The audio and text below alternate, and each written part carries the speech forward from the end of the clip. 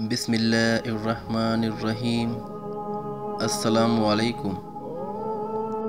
آج میں قصہ بیان کروں گا پیغمبر حضرت شیث علیہ السلام کا۔ شیث علیہ السلام آدم علیہ السلام کے بیٹے تھے۔ آدم علیہ السلام حابیل کی مصیبت اور اس کی یاد میں بے قرار رہتے تھے۔ اللہ تعالیٰ نے جبرائیل علیہ السلام کو ان کے غم کو دور کرنے اور تسلی کے واسطے بھیجا،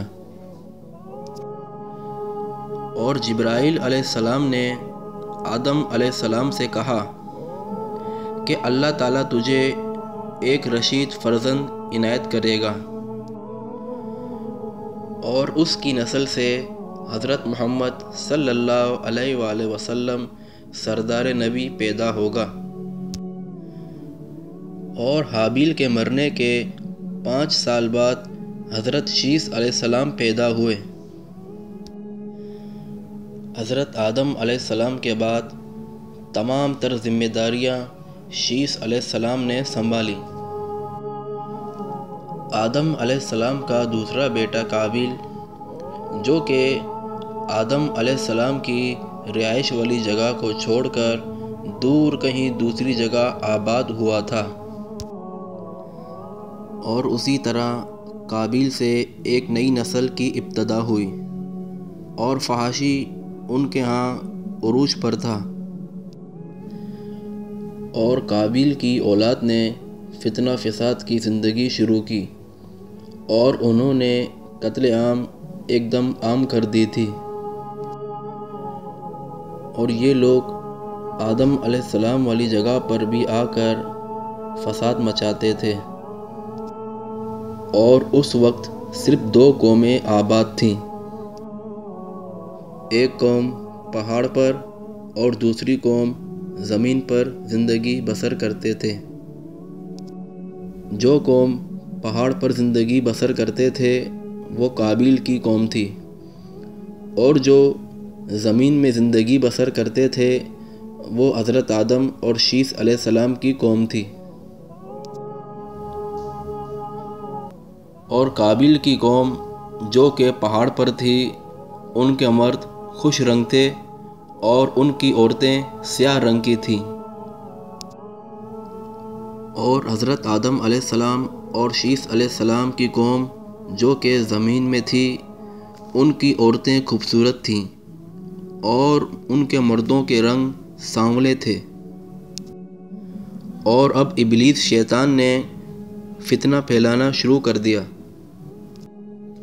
اور ابلیس شیطان انسانی شکل میں شیث علیہ السلام کی قوم کی طرف آیا، اور وہاں ایک شخص کا غلام بن کر رہنے لگا۔ اور پھر اس ابلیس شیطان نے بانسری کی طرح ایک چیز ایجاد کی اور بانسری کو بجانے لگا، اور وہاں کے لوگ اس آواز پر فدا ہو گئے،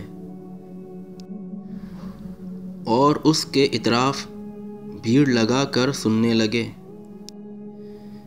پھر ایک دن وہاں میلے کا دن مقرر ہو گیا۔ اس میلے میں مرد اور عورتوں نے شرکت کی، اور اتفاق سے اس دن میلے میں وہاں پہاڑی آدمی بھی آ گیا۔ اور پھر اس پہاڑی آدمی نے اس میلے میں حسین اور جمیع عورتوں کو دیکھا، اور وہ دوبارہ پہاڑی کی طرف لوٹا، اور اپنے قبیلے کے لوگوں کو زمین والی عورتوں کی حسن و جمال کا ذکر کیا۔ تو قابیل کی بستی کے لوگ شیث علیہ السلام کی بستی کی طرف آنے لگے،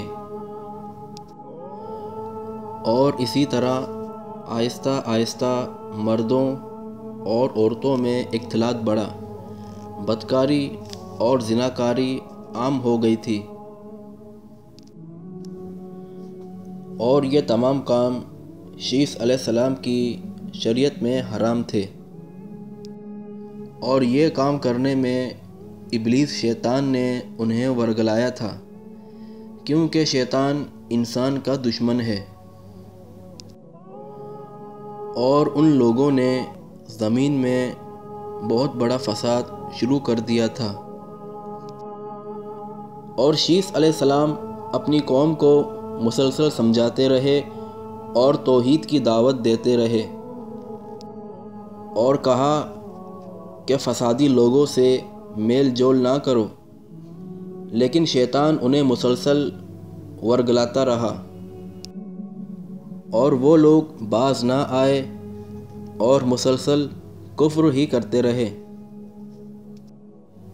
اور آخر شیس علیہ السلام کے پاس بہت کم لوگ مومن رہ گئے، اور وہاں قابیل کی قوم میں اضافہ ہو گیا، اور وہ لوگ اسی طرح زندگی بسر کرتے رہے۔ اور یہ تھے پیغمبر شیس علیہ السلام۔ شکریہ۔ السلام علیکم۔